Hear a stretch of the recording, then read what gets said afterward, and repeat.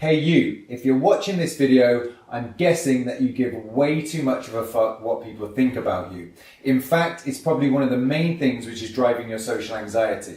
So in today's video, we're going to be talking about how to really stop giving a fuck about what people think of you.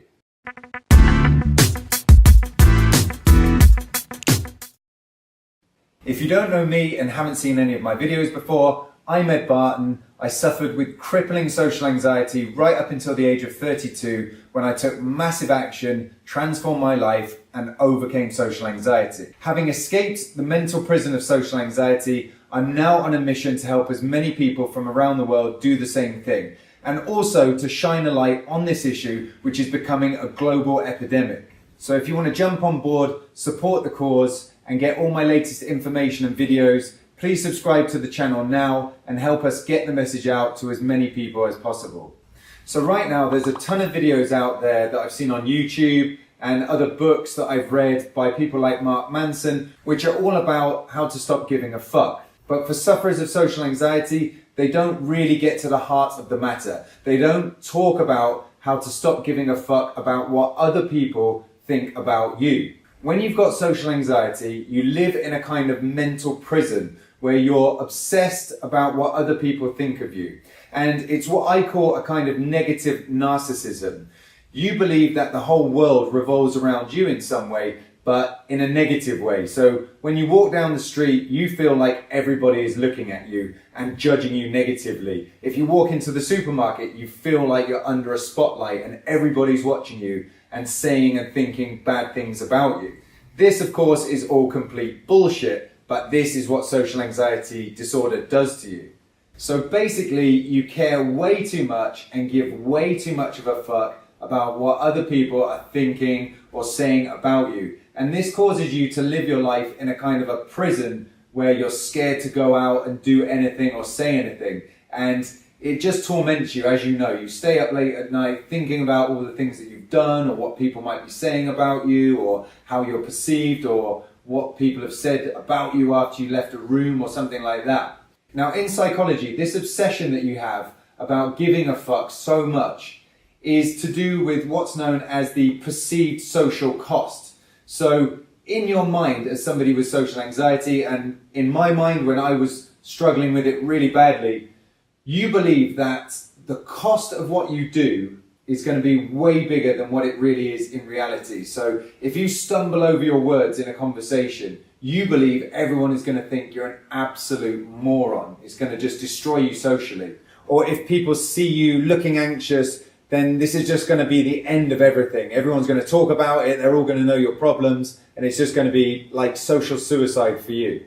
Or perhaps if everybody looks at you in a public place, you're just going to die and the world's going to fall in and you could never handle that. So that's why, you stick to the edges and you try to be invisible and you make sure that people don't look at you. So that's why you give so much of a fuck and how it all works and why it's related to social anxiety. So the next question is, well, what the hell do you do about it then? How do you stop giving a fuck?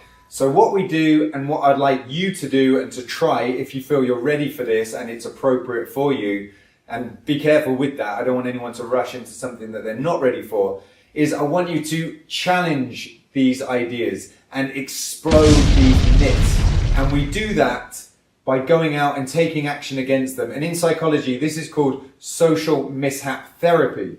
And it basically means you go and try the thing that you're so scared of. So if you're terrified of people seeing you or looking at you on a subway train, in a subway car, you will go and stand in the middle of a subway car and you will make sure that everybody looks at you. For example, maybe by quacking like a duck or something like that. So I do want to say this is definitely at the upper end of challenges. Nobody should do this unless they're ready for it. But if you are already quite advanced in facing your fears, then this is something that you can try out. So some examples from my other videos, which you can see here. When I was younger, I was so scared of people looking at me. So a good way to address that is to go and lie down in the middle of the street and have people look at you. Another example, I was very scared of being rejected. So I went up to people on the street and asked them for money, knowing that they would reject me. Another one is I didn't want people to think I was crazy. So I started to walk down the street barking like a dog as if I was crazy. And what happens is that you face these fears, people look at you, and people just move on. So what? You realize that the world does not implode. You live to fight another day. You don't fall apart. Nothing bad really happens. And it gives you one hell of a rush. It really boosts your confidence because you're facing down this fear.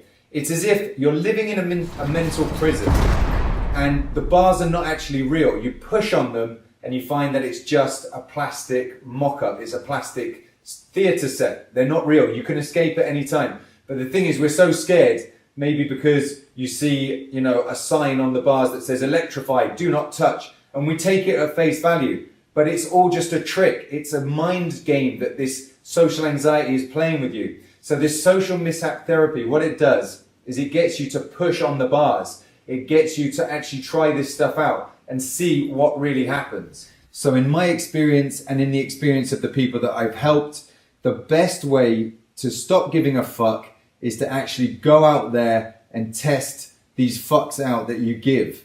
So you do that through social mishap therapy by making a fool of yourself if that's what you're scared of, by lying down and drawing attention to yourself if that's what you're scared of. You're scared of people looking at you. You try these things out head on and you find out that a lot of it is just an illusion, okay? It's an illusion which social anxiety tricks you into. And you come out the other side, you feel pumped up, you're on a high, your confidence grows, and you realize that all of this stuff was a trick of the mind. So I do want to add that this is advanced stuff. Don't go out and traumatize yourself if you're, struggling to even go out of the house. It is important, as I've said before, to set your challenges appropriately.